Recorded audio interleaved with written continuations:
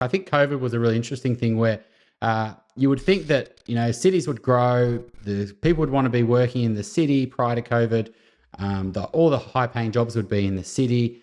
You wouldn't expect working from home to be mass adopted anytime soon because of, just it's such a huge shift.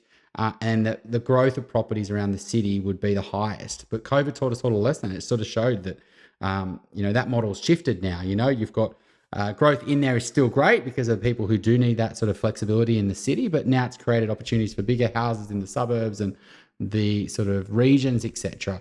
And so that caught us off guard, right? I think, we wouldn't have, say, bet on the hubs because we didn't think there would be as many or near as much growth as they would be around the city, but that taught us, and it taught me definitely a big lesson. I was always positive on those areas, but I didn't think in the short term it'd be a better bet than, say, around the city.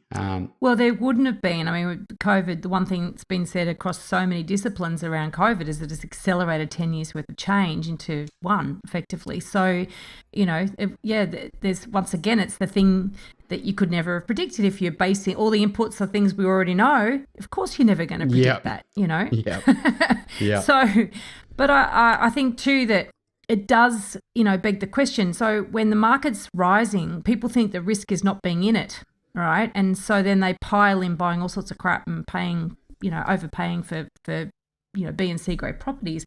When the market turns, though, they look at the risk and think, the risk is paying too much, right? The risk isn't paying too much. It's still buying the wrong property, or in this case, in a falling market, it's not buying the right property. That's actually your risk.